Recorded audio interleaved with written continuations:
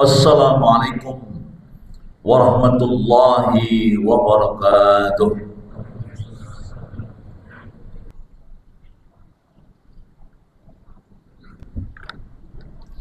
Innal hamdalillah nahmaduhu wa nasta'inuhu wa nastaghfiruh wa na'udzu bihi min shururi anfusina wa min sayyiati a'malina.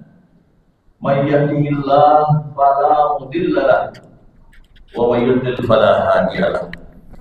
Asyhadu an la ilaha illallah wahdahu la syarika lahu wa asyhadu anna Muhammadan abduhu wa rasuluhu la nabiyya ba'dahu.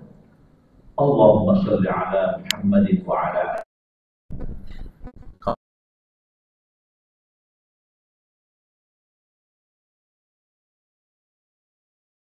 amma ba'du faqala Allah ta'ala fil Qur'anil Karim a'udzu billahi minasy syaithanir rajim ya ayyuhalladzina amanu taqullaha haqqa tuqatih wa la tamutunna illa wa antum muslimun. Sadaqallahu adzim wa sadaqallahu rasul karim wa nahnu ala dzalika minasyahidin wa syakirin walhamdulillahi rabbil alamin. Hadirin ma'asyiral muslimin wa jumlatal mu'minin, para perindu, para pecinta dan para pembela agama Allah Subhanahu wa taala yang sama-sama tengah berharap satu saja dalam hidup ini, yaitu ridho dan keridhoannya. Marilah kita sama-sama untuk meningkatkan rasa syukur.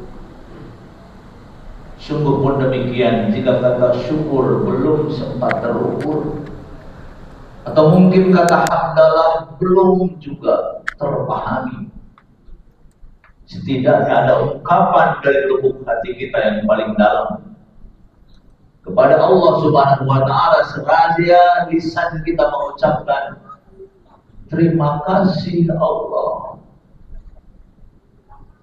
Terima kasih Allah, Engkau tengah memilih kami menjadi hamba-hamba yang senantiasa terus berada dalam kecintaannya. Terbukti kami masih cinta ibadah kepada Engkau ya Allah. Kami masih cinta terhadap ajaran-ajaran Islam ya Allah. Disadari atau tidak saudaraku, bahwa kecintaan Allah Subhanahu wa taala yang khusus diberikan kepada orang-orang yang beriman, tandanya adalah mereka bertambah khusyuk dalam ibadah. Mereka bertambah hati-hati dalam hidup dan kehidupan. Berbeda dengan sabda Rasulullah SAW, ternyata sebaliknya, di luar konsep agama, yaitu harta dan dunia, bukan hanya diberikan kepada orang yang Allah cintai saja, tapi juga Allah berikan kepada orang yang dibenci Allah. Itulah saudaraku kenapa hari ini nilai syukur kita bertambah. Apalagi disadari atau tidak, umur kita sampai hari ini di 17 Rajab, yang insya Allah 43 hari ke depan kita akan berhadapan dengan bulan suci Ramadan. Ternyata saudaraku, atas dasar rahmat Allah Subhanahu wa taala, mulai bulan ini Rajab dan Sya'ban apalagi Ramadan, kebaikan demi kebaikan yang kita lakukan dilipat gandakan pahalanya oleh Allah Subhanahu wa taala. Maka wajar kalau orang-orang beriman di bulan ini lisannya berdoa seraya mengatakan Allahumma barik lana fi Rajab wa Sya'ban wa Ramadan. Yang nanti di bulan Sya'ban pun mereka menyambut bulan Ramadan seraya akan berdoa dengan mengucapkan Allahumma sallimna li Ramadan wa sallim Ramadan lana wa sallimhu minna mutaqabbalan. Bersama segenap keyakinan kita saudaraku, belum tentu umur kita sampai ke bulan Ramadan. Belum tentu kita dapat meraih kebaikan demi kebaikan di bulan Ramadan. Maka sejak sekarang saudaraku, teruslah lisan kita berdoa, Allah hantarkan kami ke bulan Ramadan, Allah tarik Ramadan kepada kami. Jika nanti Ramadan berlalu, maka berlalukanlah Ramadan kami dengan diterimanya amal ibadah kami. Itulah saudaraku istimewanya bulan Rajab, Sya'ban dan Ramadan. Allah tingkatkan amal kebaikan, dilipat gandakannya kebaikan dan amal soleh yang kita lakukan. Kenapa demikian? Karena secara etimologi Rajab sendiri adalah berkah Allah, rahmat Allah, dan kebaikan dari Allah Subhanahu wa Ta'ala akan turun. Saudara-saudaraku, berkah adalah segala sesuatu yang kita sama-sama mencarinya. Rahmat Allah dan kasih sayang Allah pun demikian. Begitu juga kebaikan datang dari Allah. Bayangkan saudaraku, jika umur kita sudah habis, jika ajal kita tiba, maka kita belum mendapatkan keberkahan Allah.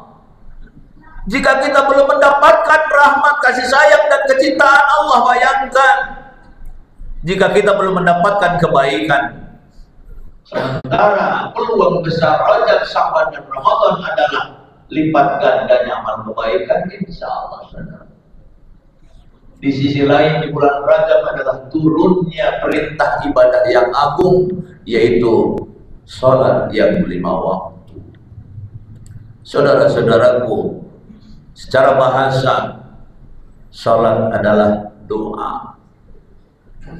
Sungguh pun ada beberapa ulama yang sepakat bahwa doa bukan hanya meminta, doa bukan mendikte Allah, tapi doa adalah menghadirkan 4 kekuatan dalam diri orang-orang yang beriman.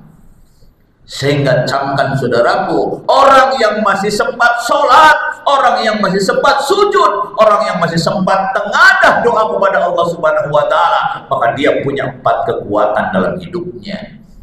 Yang pertama, memastikan hadirnya keyakinan bahwa kita punya rencana baik ke depan. Allah perbaiki diri kami, Allah perbaiki keluarga kami, Allah perbaiki bangsa kami, Allah perbaiki Palestina kami, Allah perbaiki Amerika kami. Semua tidak ada yang tidak mungkin bagi Allah. Makanya hadir yang kedua kekuatan bagi orang yang sholat, orang yang doa adalah optimis dalam hidupnya. Jiwa yang optimis dalam hidupnya, insya Allah dia akan mampu mengarungi hidup ini dengan penuh kekuatan. Maka hadir kekuatan yang ketiga adalah extra power, kuat. Sungguh pun dia harus bercucuran keringat tiap hari, bahkan mungkin malam harinya bercucuran air mata. Orang-orang yang beribadah kepada Allah Subhanahu wa Ta'ala punya kekuatan yang lebih dibanding dengan orang yang tidak pernah berdoa, dibanding dengan orang yang tidak pernah sholat.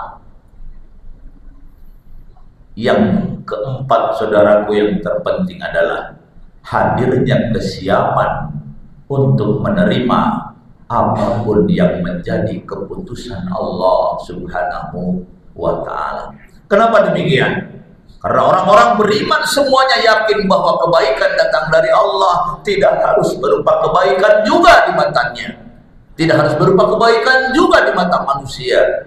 Bisa jadi saudaraku kebaikan datang dari Allah berupa ujian, bisa jadi kebaikan datang dari Allah berupa kebakaran, bisa jadi datang dari Allah kepada kita berupa musibah, bisa. Seperti contoh saudaraku, Nabiullah Ayyub alaihissalam. Siapa yang tidak mengenal kesolehan beliau? Siapa yang tidak mengenal ketakwaan beliau?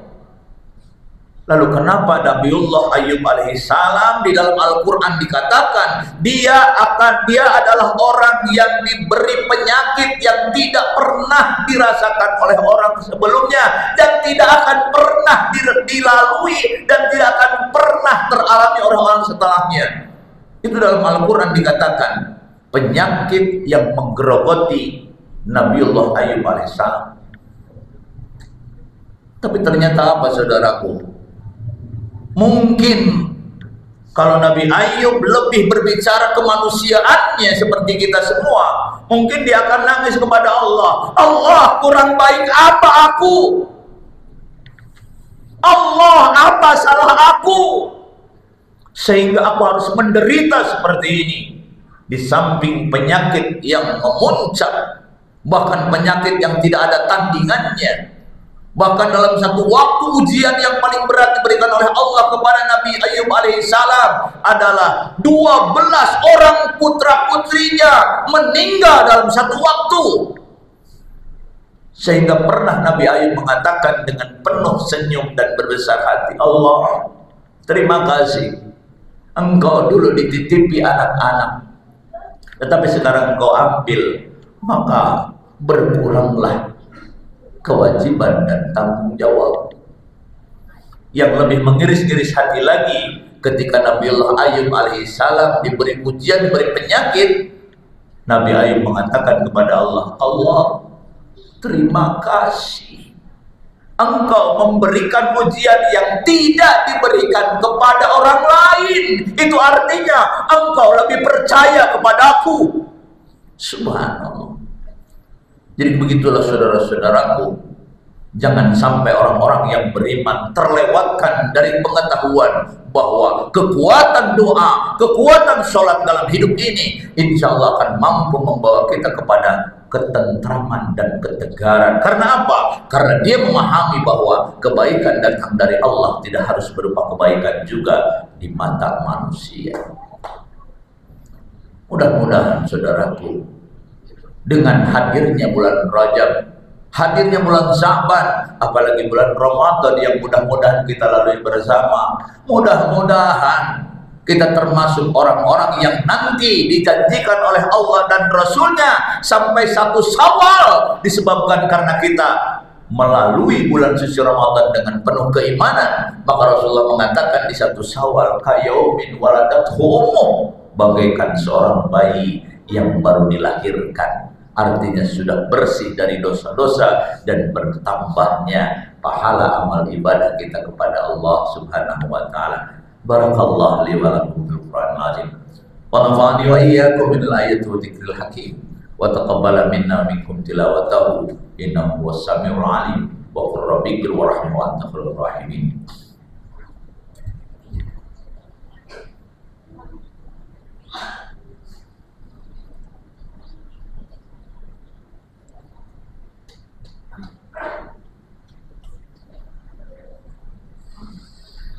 Alhamdulillah, wassalatu wassalamu ala rasulillah wa ala alihi wa sahbihi wa mawalah, amma ba'du. Nafsi wa iyyakum bittaqwallah faqad fazal muttaqun. Saudara-saudaraku, jika tingkatan sholat dalam hidup kita ada 3 tingkatan. Yang pertama, hafizun, mereka yang menjaga sholatnya. Yang kedua, tingkatan yang lebih atas, khashi'un, mereka-mereka yang melibatkan emosinya dalam sholatnya sehingga bisa sholat khusyuk. Dan ternyata di puncaknya adalah qaimun, mereka-mereka yang mampu menegakkan sholat dalam kehidupan. Seperti apa menegakkan sholat dalam kehidupan? Jadilah kita seorang pemimpin dalam keluarga yang bisa memastikan mereka bahwa kita adalah hamba Allah yang diberi kekuatan untuk membawa istri dan anak-anak kita menuju surga Allah Subhanahu wa taala. Sebelum istri dan anak-anak kita bertanya kepada kita, ayah, bisakah membawa kami dan anak-anak ke surga Allah Subhanahu wa taala? Insya Allah saudaraku, tidak ada sesuatu yang tidak mungkin bagi Allah. Jika kita meningkatkan keimanan, jika kita meningkatkan ketakwaan, jika kita meningkatkan kesungguhan, maka Allah akan beri jalan untuk menuju hidayah Allah Subhanahu wa ta'ala. Innallaha wa malaikatahu yusholluna 'alan nabi يا أيها الذين آمنوا صلوا عليه وسلموا تسليما اللهم اغفر للمؤمنين والمؤمنات والمسلمين والمسلمات الأحياء والأموات اللهم أرنا الحق حقا وارزقنا اتباعه وأرنا الباطل باطلا وارزقنا اجتنابه رب أوزعني أن أشكر نعمتك التي أنعمت علي وعلى والدي وأن أعمل صالحا ترضاه وأصلح لي في ذريتي إني تبت إليك وإني من المسلمين ربنا آتنا في الدنيا حسنة وفي الآخرة حسنة وقنا عذاب النار سبحان ربك رب العزة عما يصفون وسلام على المرسلين والحمد لله رب العالمين أقم الصلاة